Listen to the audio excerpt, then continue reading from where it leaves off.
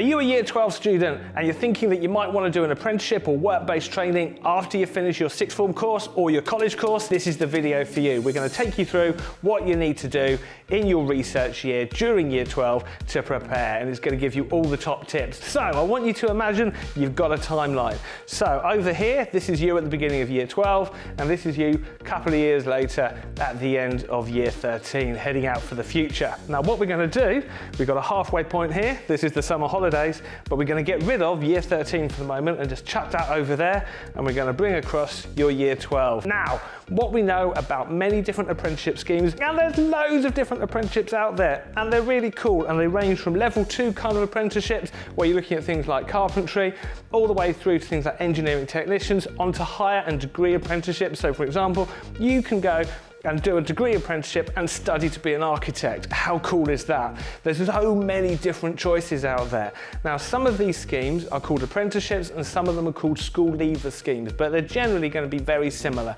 And some opportunities come under the title of work-based training. These are all similar things that we're talking about. Check out our apprenticeship guide, which you can get on the CXK website if you want to find out a little bit more about each of them. Now, in terms of what you need to be doing, we know that many apprenticeships, work-based training, school leaver schemes are found through people you know, and so you need to think about how you're going to get to know people. So imagine you've got your timeline here. This is your Year 12.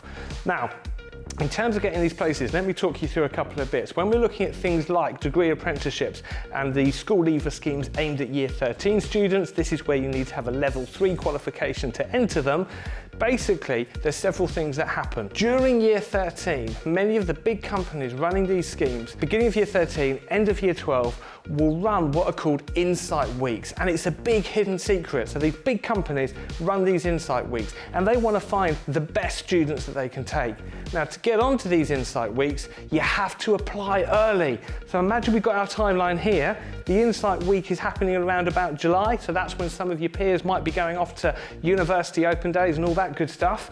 The actual applying for the Insight Weeks happen from about October. So you get onto the websites of the companies you're looking at and you apply for the Insight Week in the October, and then if you're lucky, you will get a place in July. You get your place in July, you go out there, you impress, you show them the best version of you, and then when you apply for the degree apprenticeship or the school leaver scheme, you're going to be at the top of that list because they already know how epic and awesome you are.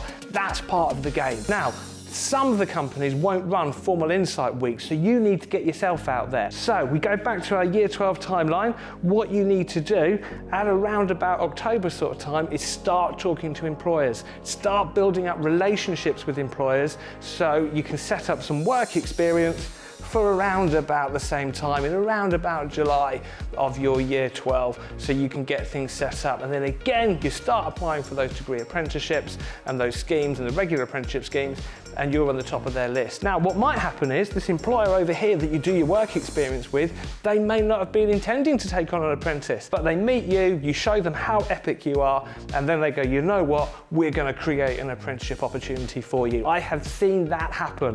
You can make that happen. You just have to put your best foot forward, but you need to be ready to do that prep work now. Now, the other stuff that you need to do is check that what you're going for is what you think it is. So this work experience isn't just about getting your foot in the door to get into these opportunities. It's about you testing that, is this what you want to be doing? Is this the right thing for you? Because that work experience can be fundamentally helpful. Now, we've also got at CXK a work experience guide. I encourage you to check it out. Lots of useful links to help you there, to help you actually apply for work experience schemes.